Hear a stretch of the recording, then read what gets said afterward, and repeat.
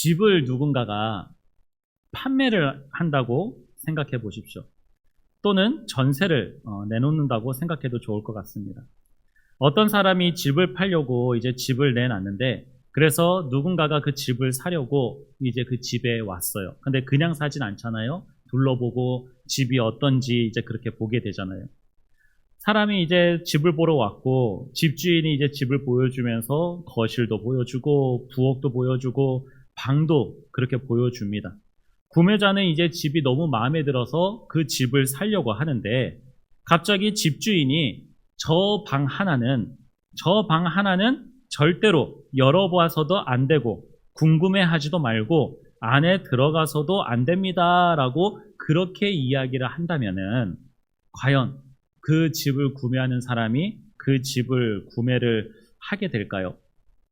내가 내 돈 주고 내가 내 것으로 삼으려고 하는데, 방 한 켠, 그것이 정말 작은 공간이라 하더라도 그것을 내가 소유할 수 없다라고 한다면은 그 집은 절대로 팔리지 않을 것이다 라고 하는 거죠.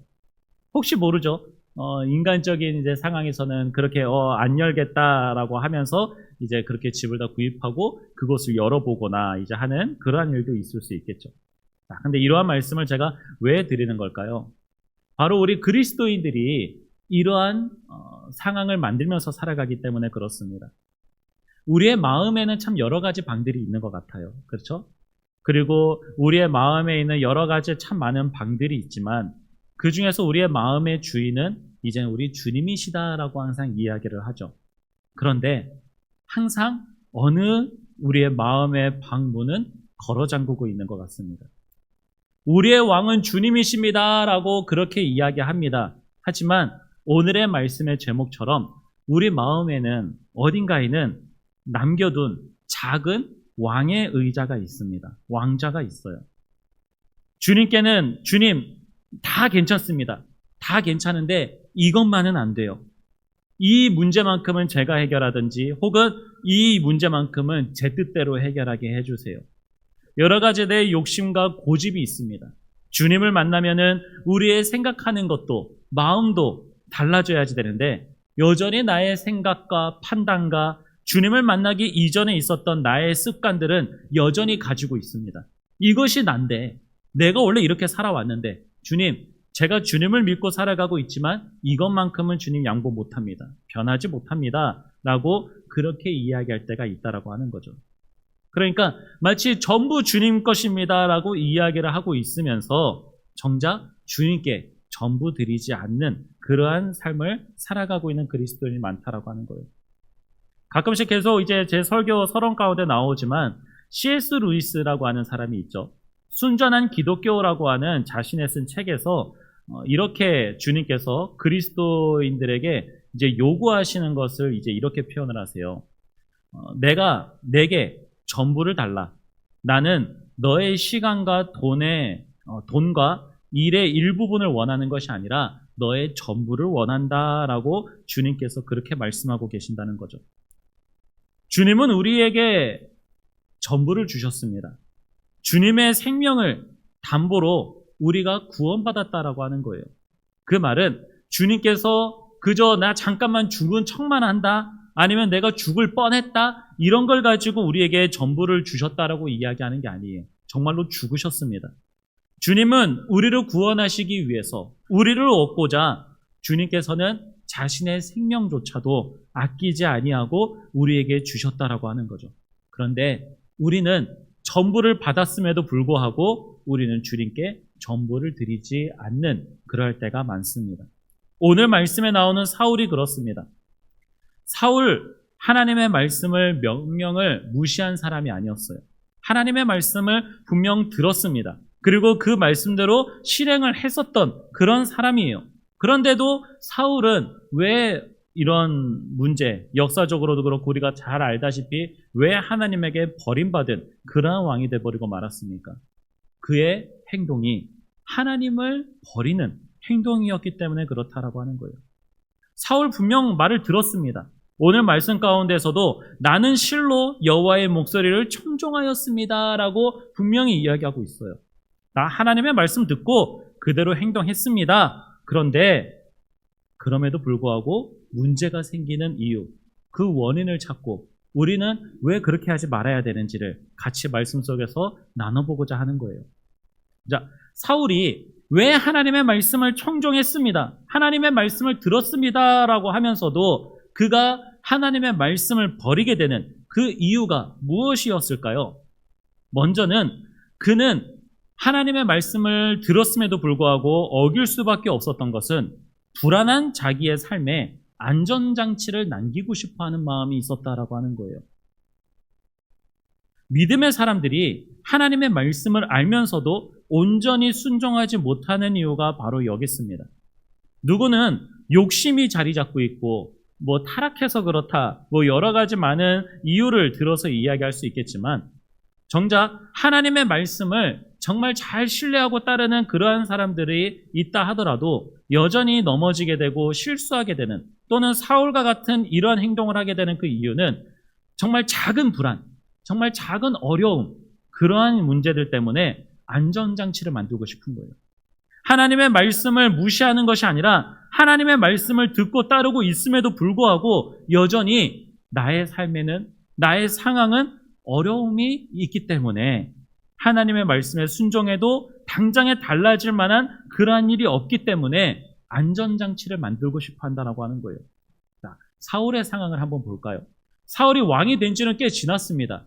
왕이 된 지는 좀 지났고 전쟁이 처음 전쟁하는 것도 아니에요. 군사적으로도 그래도 왕이 이제 명령을 하면은 이제 지파별로 그 군대가 모여서 싸우러 나아갈 수 있는 그러한 군사력도 갖췄습니다. 자, 그런데 군사적으로는 싸워서 이길 수 있는 그러한 힘을 가졌는데도 불구하고 여전히 이스라엘은 여러 가지 행정적으로나 또한 물질적으로, 재정적으로 어려움에 처해져 있었던 나라다라고 하는 것을 우리는 알 수 있죠. 사울은 처음 왕이 됐습니다. 주변의 다른 국가의 왕국을 보면은 왕궁도 있고 재산도 있습니다. 그래서 그 재산을 가지고, 왕이 가지고 있는 재산이 있어야 누군가에게 상을 준다라든지, 누가 군사를 이제 더 상비군으로 만들어서 둔다라든지 할 때도 유지할 수 있는 그런 나라의 재정이 있어야지 되는데 그런 것도 없는 거예요. 여러 가지 상황적으로 좋지 않은, 아니 어찌 보면 좋지 않다라기보다 남들이 가지고 있는 것을 자기도 갖고 있지 못한 것에 대한 그러한 열등감이 있었을 수도 있어요. 표현입니다. 그냥 그런 마음이 있을 수 있고, 그것 때문에 사울이 이야기를 하는 부분 중에 하나는 백성이 그렇게 이야기했다라고 이야기해요. 재산들을, 이제 그 짐승들을 다 죽여야지 되는데 죽이지 않은 이유 중에서 또 이야기하는 게 백성이라고 얘기하면서 백성들이 또 이야기했다라고 이야기하거든요. 그러니까 사울과 같이 있었던 참모들이라든지 그런 사람들이 이거 다 죽이기엔 아깝습니다. 이거 잘 가지고 가서 가장 좋은 것은 하나님 앞에 드리고 나머지 것들은 이제 왕이 갖고 있든지 우리의 재산으로 이제 가지고 있으면 좋을 것 같습니다라고 이제 그렇게 이야기를 한 거예요. 오늘 말씀에서도 이제 문맥상 그렇게 나오죠. 21절에 보면은 다만 백성이 그 마땅히 멸할 것 중에서 가장 좋은 것으로 길갈에서 당신의 하나님 여호와께 제사하려고 양과 소를 끌고 왔나이다라고 이제 그렇게 이야기하잖아요. 여기서 이제 가장 좋은 것으로 제사를 드리겠다라고 이야기하는 이 말이 참 이제 그 안에 여러 가지 상황을 내포하고 있는데요, 여러분. 짐승 100마리 중에 한 마리 가장 좋은 것이 있다라고 한다면 그걸 하나님 앞에 드리는 거예요. 그리고 나머지 99마리는 전부 다 이제 내가 갖는 거죠. 이제 그런 마음을 가지고 이제 나갔다라고 하는 거예요. 불안함이 분명히 있었습니다. 사울의 나라적인 재정점과 상황적으로 본다면은 여러 가지 부족한 것들이 많았어요. 그러니 하나님을 믿는 것, 하나님의 말씀대로 따르는 것 정말 좋지만, 근데 한편으로는 내가 이제 왕인데 여러 가지 상황에서도 필요한 것이 있고 정치를 하거나 그런 거 할 때에도 이런저런 것들이 필요한데 이것을 다 죽이기에는 조금 아까운데, 그래도 하나님 앞에 드린다라고 하는 이유를 가지고 온 다음에 하나님 앞에 그 일부를 드리고 나머지는 내가 가져도 될 거야 라고 하는 그러한 생각을 하게 된다라고 하는 거예요. 그러니 얼마나 미래적으로도 안전해 보이고 미래를 준비하고 하나님께서도 받기에 좋아하시는 그러한 제사를 딱 드릴 수 있으니 얼마나 좋습니까? 그런데 이것을 하나님께서는 원치 않으신다라고 하는 거예요.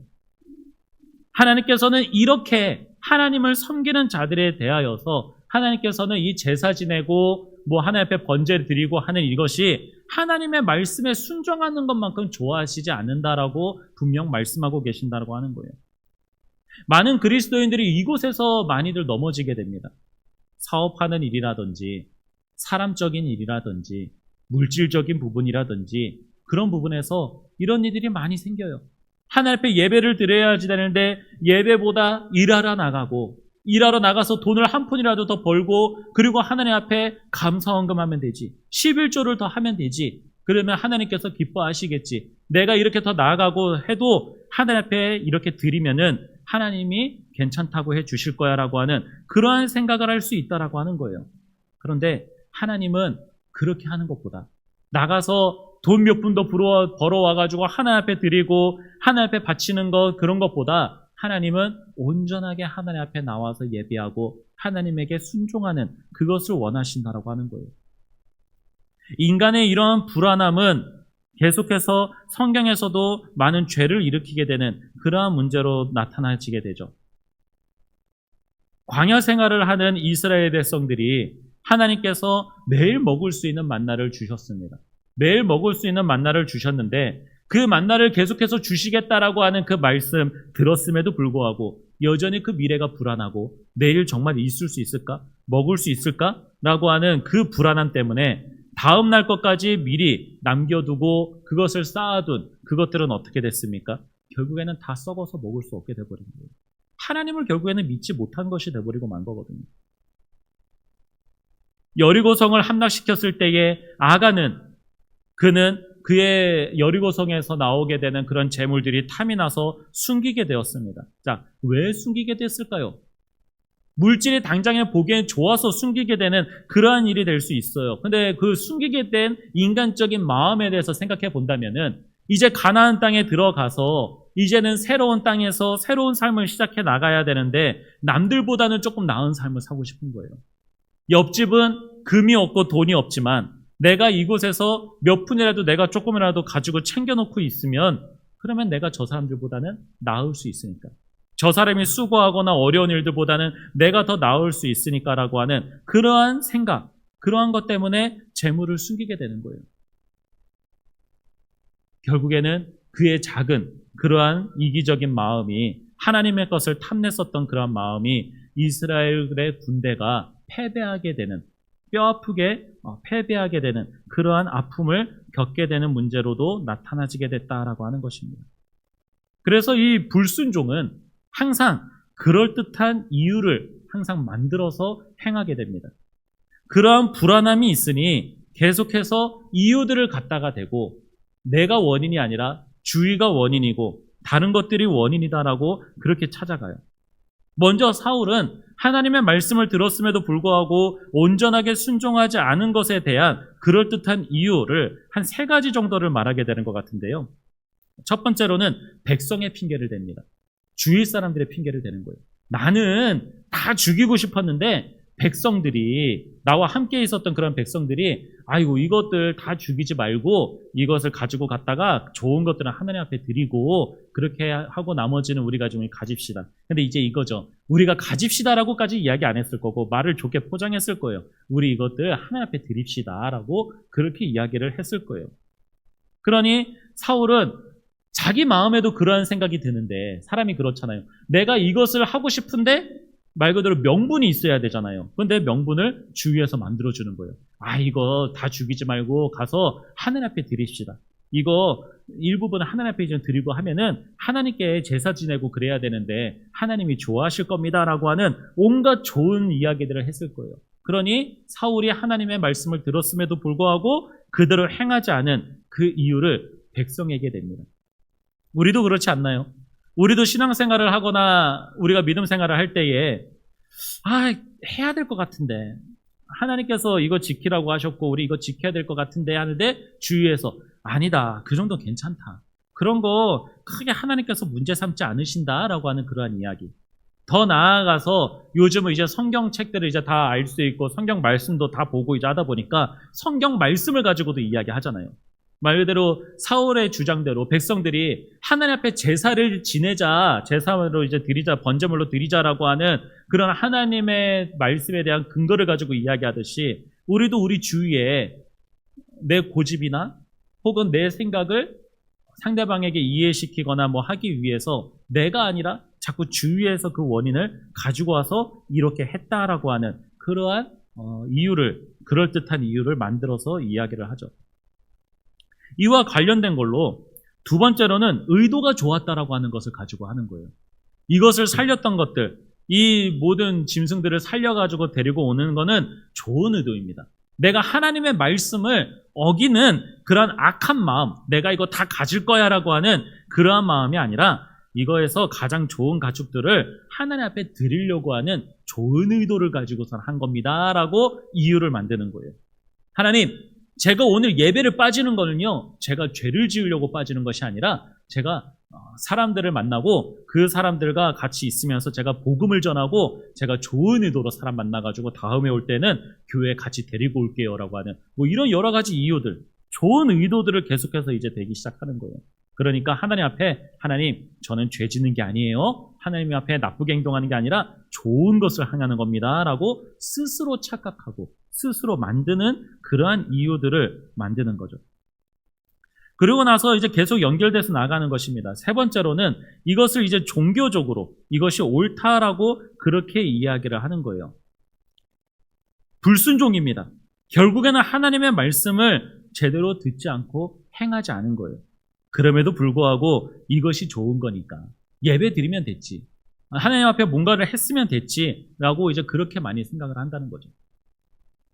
실제로도 세상에 나아가서 일주일 동안 죄를 그렇게 지으면서 살아가고 하나님을 찬양하는 입술로 다른 사람을 저주하고 악한 말도 행하고 나가서 살아가는 그 행동은 주님을 믿는 사람처럼 전혀 행동하지 않고 있으면서 주일날 예배 한번 딱 나와서 나는 하나님을 믿는 사람이요, 주일날 나와서 예배를 드림으로써 나는 모든 죄사함을 나는 다 받았다, 그렇게 스스로 생각을 하면서 살아가는 많은 사람들이 있다라고 하는 거예요. 그런데 여러분, 하나님께서는 예배 한번 나와가지고 주님 주님 이름 부르면서 나와 있는 그런 사람보다 삶을 살아가면서 하나님의 백성답게 하나님의 말씀에 순종하면서 살아가는 사람을 주님께서는 원하신다라고 하는 사실을 우리는 알아야지 됩니다. 사울이 행했었던 그 행동, 그는 결국에는 왕이었었고 그는 왕이면서 동시에 자신의 왕의 권력과 자신의 의지, 말 그대로 자신 안에 남겨둔 작은 왕좌가 있었다라고 하는 거예요. 그러니 하나님께서 이렇게 해라 했을 때에 그렇게 하는 것처럼 보이지만, 순종하는 것처럼 보이지만 결국 그 마음 가운데에는 하나님의 말씀을 어기고 온전히 하나님 앞에 드리지 못하는 그러한 악한 행동을 보이고 말았다라고 하는 것입니다. 그러니 야고보서 1장 22절에는 이렇게 이야기합니다. 너희는 말씀을 행하는 자가 되고 듣기만 하여 자신을 속이는 자가 되지 말라라고 그렇게 이야기하고 있어요. 우리는 어떨까요? 저도 저의 삶을 돌아보면은 저도 스스로 속이는 자가 되는 것 같습니다. 하나님의 말씀을 온전히 지키면서 살아가지 못하고 있으면서도 나는 목사니까, 나는 이렇게 행동하고 있으니까 하나님의 말씀을 지키면서 살아가는 사람이야 라고 나는 나 스스로를 그렇게 속이면서 살아갈 때가 참 많다라고 하는 것입니다. 말하는 것도 그래요. 말하는 것도 목사임에도 불구하고 여러분 앞에서는 웃으면서 이야기하고 사랑의 말로 이야기하면서 정작 가족들에게는 상처 주고 가까운 친구들이나 그런 사람들에게는 또한 말을 함부로 하게 되는 그러한 모습을 나타내고 있을 때가 많다라고 하는 거죠. 그럴 때마다 우리는 항상 이렇게 핑계를 댈 때가 있습니다. 어쩔 수 없다. 지금 상황이 어쩔 수 없다. 좋은 의도였었다. 하나님을 위한 일이다 라고 생각하면서 그렇게 넘어가고 있지는 않습니까? 그런 변명이 계속해서 만들어지고 계속해서 하다 보면은 우리는 결국 그 변명 때문에 하나님의 말씀에 순종하지 못하는 그러한 자들이 되고 만다라고 하는 것입니다. 하나님께서 원하시는 것이 무엇인지 우리는 알아야지 됩니다. 오늘 사무엘이 이야기하듯이 하나님께서는 100번의 제사, 100번의 번제물을 하나님 앞에 드리는 것보다 하나님 앞에 순종하는 것을 주님이 더 원하신다라고 하는 것을 알아야지 돼요. 순종한다라고 하는 것은 결국에는 내 모든 것들을 하나님 앞에 내려놓고 내 의지와 내 뜻대로 살아가는 것이 아닌 하나님의 뜻대로 살아가는 것을 이야기하는 것입니다. 이 순종에 대해서 예수님에 대해서 이야기할 때에는 더 강하게 이야기를 하죠. 복종하셨다라고 이야기하고 있습니다. 예수님이 죽고 싶지 않으셨겠죠. 예수님도 살고 싶으셨을 겁니다. 자신의 손과 발에 못이 박히는 그러한 아픔, 서서히 자기의 생명이 꺼져가는 그런 것을 몸으로 체험하고 싶지 않으셨을 거예요. 두려우셨을 겁니다. 그런데도 불구하고 그 십자가를 지셨던 그 이유, 내 뜻대로 하지 마시고 내 원대로 하지 마시고 아버지의 원대로 되기를 바라신다라고 그렇게 기도하셨던 그 이유가 무엇입니까? 하나님의 뜻대로 되기를 원하셨던 거예요. 내 의지를 원했던 것이 아니에요. 주님께서 많은 병자들을 고치시고 많은 기적들을 행하시는 그러한 일들보다 하나님의 그 십자가를 절하고 하는 그 뜻에 순종하셨던 것, 죽기까지 복종하셨던 그것을 주님께서는 원하신다라고 하는 거예요. 그러니 우리는 예수님께서 이 땅에 오셨을 때에 예수님이 이 땅에 오신 목적이 무엇입니까? 라고 이야기할 때에 병자를 치유하기 위해서 천국의 복음을 전하기 위해서 이런 것이 목적으로 오셨다라고 이야기하지 않잖아요. 그건 다 부수적인 일로서 그렇게 이야기하지만 예수님에 대해서 항상 우리는 이야기할 때에 우리의 죄를 대신하여서 십자가를 지신, 우리를 대신하여서 죽임을 당하신 그 사실을 이야기하고 있지 않습니까? 그 말은 예수님의 진짜 목적은 하나님의 말씀에 순종하는 거였어요. 십자가를 지시는 것이었다라고 하는 겁니다. 우리도 그런 삶을 살아가기를 소망합니다. 세상 사람들 뿐만이 아니라 많은 그리스도인들이 그런 삶을 살아가면은 많이 어렵고 힘들고 두렵다라고 하는 거 압니다. 예수님께서도 그러셨어요. 똑같은 마음이에요. 우리도 우리의 삶이 더 나아가서 우리는 예수님보다 어찌 보면 더 어려운 상황이 될지도 모르겠어요. 인간적으로는. 우리에게는 가족이 있고 책임져야 될 사람들이 더 있다 보니까. 예수님께서는 어찌 보면은 이제 가정을 꾸리셨다라고 하는 그런 말씀이 없으니 누구는 예수님은 뭐 결혼을 했다 뭐다라고 이야기하지만 그 성경에 이야기하지 않고 근거가 없는 이야기들은 우리는 그거는 이제 이야기하지 말고요. 예수님께서 말 그대로 뭐 책임지실 가족이나 그런 것이 있었던 것도 아니고 이제 어찌 보면은 제자들이 있었던 상황이 있어. 어차피 인간적으로 보면 예수님께서 많이 인간적인 어려움이 있으셨다라는 건 우리는 알 수 있습니다. 자, 그런데 그런 것들을 다 내려놓고 하나님의 말씀대로 순종하면서 살아가고자 하면은 많이 어려울 거예요. 많은 그리스도인들이 여기에서 많이 넘어지고 무너지게 됩니다. 순종하지 못하게 돼요. 그러니 이러한 문제가 생길 때마다 사울과 같이 여러 가지 많은 핑계를 대면서 그 말씀을 지키지 못할 것 같아요. 지키지 못하는데 대신에 이것을 가지고 좀 주님 봐주세요. 그런 거 할 때가 참 많죠. 그런데 예수님께서는 그런 똑같은 마음이 드셨을 때에 사울과 같은 똑같은 마음이 드셨을 때에 주님께서는 기도하셨다라고 하는 거예요. 사울은 기도했다라고 하는 말이 없잖아요. 그러한 내 주위의 사람들과 여러 가지 많은 이유들이 있을 때에 그때 하나님 앞에 기도했다라고 하는 말이 없어요. 주님, 저의 마음이 이렇습니다. 어떻게 해야지 될까요? 주님께서 이것을 기뻐해 주실까요? 주님께서 나에게 주셨던 말씀을 바꿔주실 수 있을까요? 하다못해 그런 거라도 물어보거나 한 것이 없잖아요.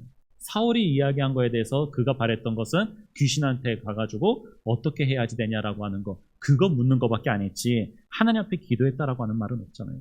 그런데 예수님께서는 기도하셨다라고 하는 거예요. 땀방울이 핏방울이 될 정도로 그렇게 기도하셨다라고 하는 것입니다. 말씀을 맺도록 하겠습니다. 아직도 우리 마음이 우리의 삶 가운데에 다 하나님의 것입니다. 나는 하나님의 사람입니다. 그리스도인입니다. 라고 그렇게 이야기하고 있으면서 아직까지도 남겨둔 방이 있진 않습니까? 아직도 남겨둔 나의 자리가 남아져 있진 않습니까? 그렇다면 우리는 하나님 앞에 온전한 순종을 드릴 수가 없다라고 하는 것을 기억하십시오. 말씀에 예외를 두지 마십시오. 하나님과의 관계 속에서 이 정도는 괜찮겠지라고 하는 그러한 욕심, 그러한 교만함 갖지 마십시오. 이런 것을 해도 하나님 앞에 용서를 구하면 용서해 주시겠지라고 하는 그러한 생각도 하지 마십시오. 여러 가지 많은 이유와 핑계를 하나님과 우리 사이에 가져다 놓지 말고 하나님의 말씀에 온전히 순종할 수 있었으면 좋겠습니다. 우리의 마음의 삶에 나의 생각과 나의 주장의 그 모든 것들을 하나님 앞에 드리기를 소망합니다. 그리고 항상 주님 앞에 기도하십시오. 하나님의 말씀대로 살아가지 못하는 나의 연약함, 또한 나의 그 두려움, 그 모든 것들을 주님 이겨 나아가고 하나님 앞에 하나님의 말씀대로 살아갈 수 있는 자가 될 수 있게 달라고 기도할 수 있는 저와 여러분 되시기를 간절히 소망합니다. 우리 말씀을 생각하면서 기도하겠습니다. 주님, 우리가 주의 말씀대로 순종하면서 살아갈 수 있는 자들이 될 수 있게 하여 주시옵소서. 아직도 내 안에 주님께 드리지 못한 그러한 방이 있고 그러한 나의 자리가 있다면은 그곳조차도 주님 앞에 드리게 하여 주시옵소서. 나의 삶의 그 어떠한 이유와 핑계가 하나님의 말씀대로 순종하지 못하는 이유가 되지 않게 하시고 하나님의 말씀에 순종하지 못하는 그러한 마음과 그런 상황에 놓여져 있을 때마다 예수님처럼 기도함으로써 하나님의 말씀에 목숨까지도 내려놓으면서 복종할 수 있는 그러한 그리스도인이 될 수 있게 달라고 우리 말씀을 생각하면서 우리 주여 한번 부르짖고 합심하여 기도하겠습니다. 주여, 하나님 아버지, 오늘 우리에게 주신 이 말씀을 통하여 사울과 예수님의 그 차이를 알아가게 하여 주시옵소서. 사울은 하나님의 말씀을 들었음에도 불구하고 그가 하나님의 말씀대로 행하는 모습처럼 살아갔다 하더라도 결국에는 하나님의 말씀을 버리는 그러한 결과를 낳고 말았습니다. 그가 하나님의 말씀에 순종하지 않았었던 그러한 많은 이유들, 많은 상황들, 사람이 사람으로 바라본다면 그럴 수 있지, 용서할 수 있다라고 이야기할 수 있지만 하나님 앞에선 그것 어떤 것조차도 용납되지 않은 것을 알게 하여 주시옵소서. 오늘도 하나님 옆에서, 하나님 우편에서 나를 위하여서 중보하고 계시는 예수님의 그 은혜와 그 사랑 덕분에 우리가 오늘도 진멸당하지 아니하고 살아가고 있음을 기억하게 하여 주시옵소서. 우리가 하나님 앞에서 이 정도면 괜찮지, 이것을 했으면 괜찮지라고 스스로 타협하고 있는 그 이유로 하나님께서 기뻐 받아 주셔서 내가 살아가고 있다라고 하는 어리석은 생각을 하지 않게 하시고 하나님의 말씀에 순종하지 못하고 있으면서도 동시에 예수 그리스도께서 나를 위하여 중보하고 계시기에 살아가고 있음을 기억하고 하나님 앞에서 말씀에 순종할 수 있는 자가 될 수 있도록 주여 우리에게 하나님의 주의 성령께서 인도하시는 삶을 살아갈 수 있게 하여 주시옵소서.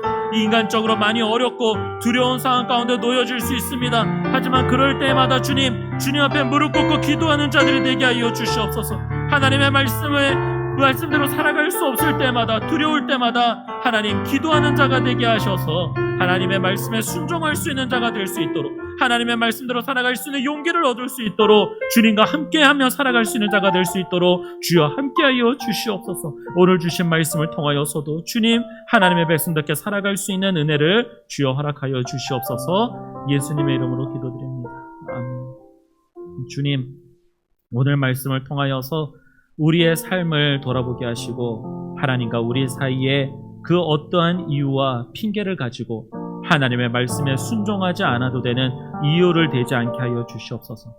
하나님의 말씀에 순종하지 않았음에도 불구하고 오늘 내가 살아갈 수 있는 그 이유는 내가 잘했기 때문에, 내가 하나님의 말씀에 순종하지 않아도 대신에 무엇인가를 드린 것 때문에 하나님께서 나를 그저 내버려 두신 것이 아니라 하나님의 보좌 우편에서 지금도 나를 위하여 중보하고 계시는 예수 그리스도의 그 사랑으로 말미암아 내가 지금도 살아가고 있다라고 하는 것을, 하나님 앞에 서서 하나님을 내 아버지라 부를 수 있다라고 하는 것을 기억할 수 있게 하여 주시옵소서.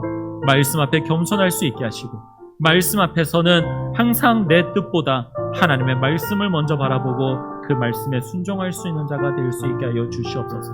오늘도 우리의 삶 가운데에 말씀을 주셔서 이 말씀을 생각하며 살아갈 수 있게 해주시는 하나님의 은혜에 감사드리며 예수님의 이름으로 기도드립니다. 아멘.